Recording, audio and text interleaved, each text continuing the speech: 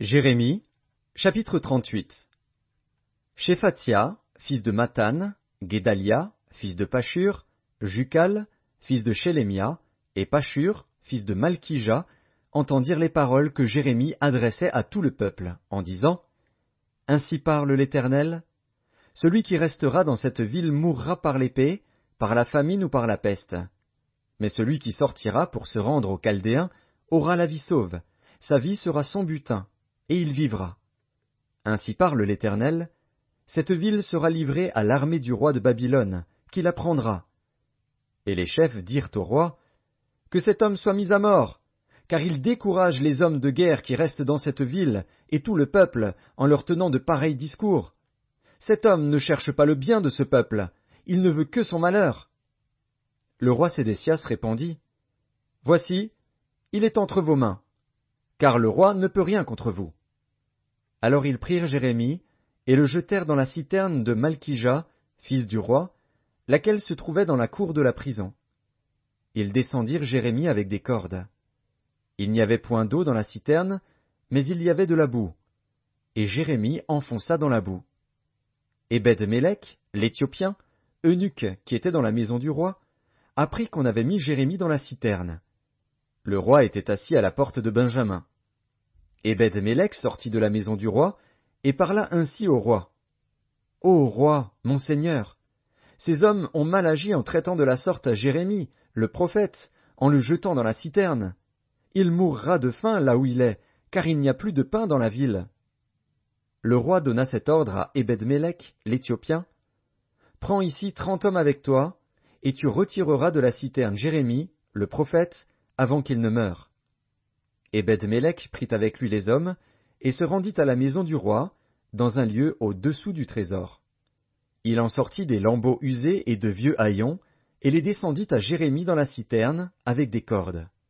Ebed-Mélec, l'Éthiopien, dit à Jérémie, « Mets ces lambeaux usés et ces haillons sous tes aisselles, sous les cordes. » Et Jérémie fit ainsi.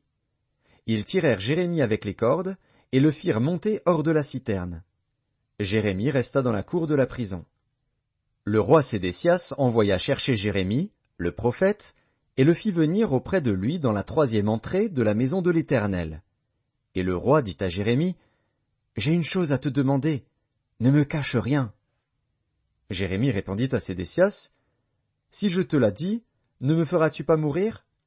Et si je te donne un conseil, tu ne m'écouteras pas. » Le roi Sédécias jura secrètement à Jérémie, en disant, « L'Éternel est vivant, lui qui nous a donné la vie.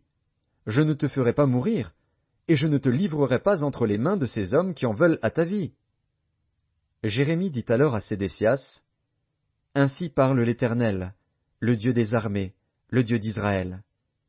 Si tu vas te rendre au chef du roi de Babylone, tu auras la vie sauve, et cette ville ne sera pas brûlée par le feu. Tu vivras, toi et ta maison. Mais si tu ne te rends pas au chef du roi de Babylone, cette ville sera livrée entre les mains des Chaldéens, qui la brûleront par le feu. Et toi, tu n'échapperas pas à leurs mains. » Le roi Sédécias dit à Jérémie, « Je crains les Juifs qui ont passé aux Chaldéens. Je crains qu'on ne me livre entre leurs mains et qu'ils ne m'outragent. » Jérémie répondit, « On ne te livrera pas. Écoute la voix de l'Éternel dans ce que je te dis. Tu t'en trouveras bien, et tu auras la vie sauve. Mais si tu refuses de sortir, voici ce que l'Éternel m'a révélé. Toutes les femmes qui restent dans la maison du roi de Juda seront menées au chef du roi de Babylone, et elles diront, « Tu as été trompé, dominé par ceux qui t'annonçaient la paix, et quand tes pieds sont enfoncés dans la boue, ils se retirent. Toutes tes femmes et tes enfants seront menés aux Chaldéens, et toi, tu n'échapperas pas à leurs mains, tu seras saisi par la main du roi de Babylone, et cette ville sera brûlée par le feu. » Sédécias dit à Jérémie, « Que personne ne sache rien de ces discours, et tu ne mourras pas. Si les chefs apprennent que je t'ai parlé, et s'ils viennent te dire, « Rapporte-nous ce que tu as dit au roi, et ce que le roi t'a dit, ne nous cache rien, et nous ne te ferons pas mourir. » Tu leur répondras, « J'ai supplié le roi de ne pas me renvoyer dans la maison de Jonathan, de peur que je n'y meure. » Tous les chefs vinrent auprès de Jérémie et le questionnèrent. Il leur répondit entièrement comme le roi l'avait ordonné. Ils gardèrent alors le silence et se retirèrent, car la chose ne s'était pas répandue.